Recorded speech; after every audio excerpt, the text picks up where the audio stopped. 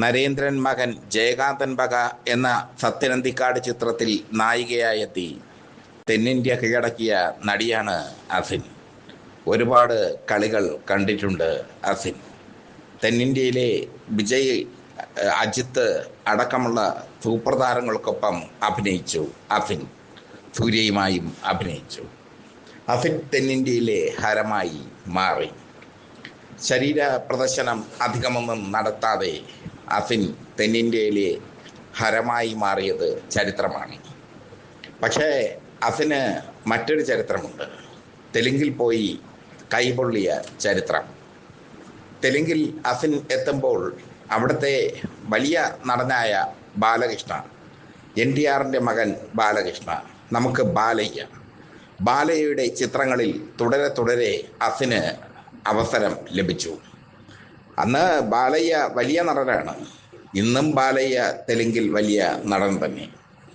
90കളിൽ ബാലയ്യയുടെ സിനിമകൾ തമിഴിൽ മൊഴിമാറ്റം ചെയ്ത് കേരളത്തിൽ എത്തുമായിരുന്നു. യുദ്ധക്കളമടക്കമുള്ള ചിത്രങ്ങളൊക്കെ അങ്ങനെ ഞാൻ പോയി കണ്ടിട്ടുണ്ട്.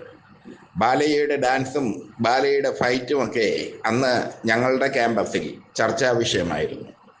90കളിൽ ചിരഞ്ജീവിയുടെയും വെങ്കടേഷിൻ്റെയും ബാലയ്യയുടെയും നാഗാർജുനയുടെയും ഒക്കെ ചിത്രങ്ങൾ കേരളത്തിലും റിലീസ് ചെയ്യുമായിരുന്നു. തമിഴിലേക്ക് മൊഴിമാറ്റപ്പെട്ട ചിത്രങ്ങൾ. ആ ചിത്രങ്ങളൊക്കെ കേരളത്തിൽ വലിയ വിജയം നേടി. ചിരഞ്ജീവിയുടെ വെട്രിവീരൻ എന്നൊരു ചിത്രം തമിഴിൽ മൊഴിമാറ്റം ചെയ്യപ്പെട്ട തെലുങ്ക് ചിത്രമാണ്. കേരളത്തിൽ ഓടിയത് 50 ദിവസം. ചിരഞ്ജീവിയുടെ ഓട്ടോ ജോണി എന്ന ചിത്രം കേരളത്തിൽ ഓടിയത് 50 ദിവസം. അന്ന് തിരുവനന്തപുരത്ത് ഒരു സെൻട്രൽ തിയേറ്റർ ഉണ്ടായിരുന്നു. ഈ സെൻട്രൽ തിയേറ്ററിലായിരുന്നു ഇത്തരം ചിത്രങ്ങൾ പ്രദർശിപ്പിച്ചിരുന്നത്. സ്റ്റണ്ടും സെക്സും കാണാൻ എത്തുന്ന പ്രേക്ഷകർ. ഈ ചിത്രങ്ങളിലൊക്കെ നടിമാരുടെ ശരീര സൗന്ദര്യമൊക്കെ ആവശ്യത്തിനും അനാവശ്യത്തിനും കാണിക്കുമായിരുന്നു. ബാലകൃഷ്ണയുടെ യുദ്ധക്കളം എന്ന മൊഴിമാറ്റ ചിത്രത്തിൽ ദിവ്യഭാരതിയായിരുന്നു നായിക. ദിവ്യഭാരതിയുടെ മാറിടങ്ങൾ അതിൽ കാണിക്കുന്നുണ്ട്. അതൊക്കെ കാണാൻ വേണ്ടി മാത്രം പ്രേക്ഷകർ ഇടിച്ചു കയറിയിരുന്നു ഇത്തരം ചിത്രങ്ങൾക്ക്. എന്തായാലും തെലുങ്ക് ചിത്രത്തിൻ്റെ സ്വഭാവമൊക്കെ പിന്നീട് മാറി. സോഷ്യൽ മീഡിയയുടെ കാലമായപ്പോൾ തെലുങ്ക് ചിത്രങ്ങളുടെ സ്വഭാവത്തിലും മാറ്റം വന്നു. തെലുങ്കിൽ നടികൾ തുണി ഉടുക്കാതെയും അഭിനയിക്കാം എന്നുള്ള രീതിയിലേക്കായിരുന്നു ആ മാറ്റത്തിൻ്റെ പോക്ക്. പണ്ടങ്ങനെയല്ലായിരുന്നു.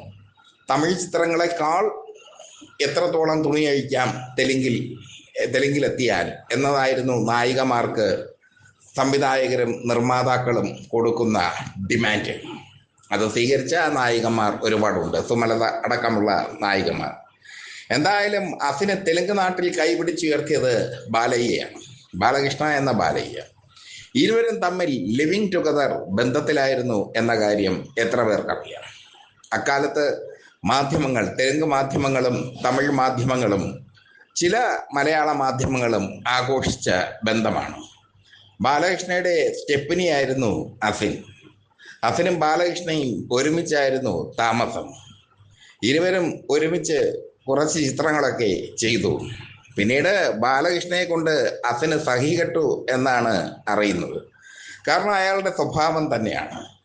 ബാലകൃഷ്ണ NTR എന്ന വിഖ്യാതനായ നടന്റെ മകനാണ്, വിഖ്യാതനായ രാഷ്ട്രീയക്കാരൻ്റെ മകനാണ്. NTRന്റെ കുടുംബത്തിൽ നിന്നും സിനിമയിലെത്തി സൂപ്പർ താരമായി ബാലകൃഷ്ണയ്ക്ക് പല വിധത്തിലുള്ള പ്രത്യേകതകളുണ്ടായിരുന്നു. പെട്ടെന്ന് ക്ഷുഭിതനായാൽ കണ്ണിൽ കണ്ടതൊക്കെ വലിച്ചെറിയും. അസിനുമായുള്ള ബന്ധത്തിലും അത് തന്നെയൊക്കെയാണ് സംഭവിച്ചതെന്ന് പറയുന്നു. ബാലകൃഷ്ണ ഒരിക്കൽ ഒരു നിർമ്മാതാവിനെ വെടിവെച്ചിട്ടുണ്ട് തോക്കെടുത്ത്. തൻ്റെ ചിത്രം പൊട്ടിയതിന് നിർമ്മാതാവിനെ വെടിവെച്ച് കളഞ്ഞു ബാലകൃഷ്ണ. അതൊക്കെയാണ് ബാലയ്യയുടെ വിനോദങ്ങൾ. മാത്രമല്ല നല്ലൊരു മദ്യപാനി കൂടിയാണ് ബാലകൃഷ്ണ.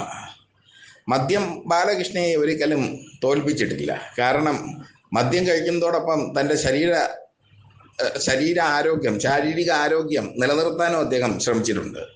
മലയാളത്തിലെ നടൻ നന്ദു അതിനെക്കുറിച്ചൊക്കെ പറഞ്ഞിട്ടുണ്ട്. ഒരു ഫംഗ്ഷനിൽ സീസർ എന്ന മദ്യം കഴിച്ച് കുഴഞ്ഞു വീഴുന്ന ബാലകൃഷ്ണ, പിറ്റേ ദിവസം ഒന്നും സംഭവിക്കാത്തതുപോലെ ജോഗിങ്ങിന് പോയിട്ട് വരുന്ന ബാലകൃഷ്ണ. ഇതൊക്കെയായിരുന്നു ബാലകൃഷ്ണയുടെ സ്വഭാവം. എന്തായാലും ബാലകൃഷ്ണ ഒരു ഘട്ടം കഴിഞ്ഞപ്പോൾ അതിന് വലിയ തലവേദനയായി മാറി. അതിന് നിഷ്കരുണം ബാലകൃഷ്ണയെ ഉപേക്ഷിച്ച് തമിഴ് സിനിമയിലേക്ക് മടങ്ങി. പിന്നീട് തെലുങ്ക് സിനിമയിലേക്ക് അസിൻ പോയതുമില്ല. അസിൻ ഇന്ന് വിവാഹിതയാണ്. അസിൻ സുന്ദരമായ ദാമ്പത്യ ജീവിതം നയിക്കുന്നു. പക്ഷേ അസിനേക്കാൾ ഇരട്ടി പ്രായമുള്ള ബാലകൃഷ്ണയും തമ്മിലുള്ള ലിവിൻ ടുഗദർ ബന്ധം ഒരു കാലത്തുണ്ടായിരുന്നു. അത് തെലുങ്ക് മാധ്യമങ്ങളും തമിഴ് മാധ്യമങ്ങളും ചില മലയാള മാധ്യമങ്ങളും ആസ്വദിച്ചിരുന്നു, ആഘോഷിച്ചിരുന്നു. അക്കാലത്തെ പ്രേക്ഷകർക്കും അതൊക്കെ അറിയാം. പുതിയ തലമുറയിലെ പ്രേക്ഷകർ കൂടി അതറിയണം. കാരണം അങ്ങനെയൊക്കെയുള്ള ബന്ധങ്ങളൊക്കെയാണ് സിനിമയിലെ രസകരമായ മുഹൂർത്തങ്ങൾ. അതൊക്കെയാണ് സിനിമയിലെ രസകരമായ ചരിത്രങ്ങൾ. എല്ലാ ചരിത്രങ്ങളും ആഴത്തിൽ പഠിക്കണമെന്നില്ല. രസകരമായ ചരിത്രങ്ങൾ കൂടി അറിഞ്ഞിരിക്കണം. അതിനുവേണ്ടിയാണ് സിനിമ കേരള ഈ വെറൈറ്റി കഥ പറഞ്ഞത്.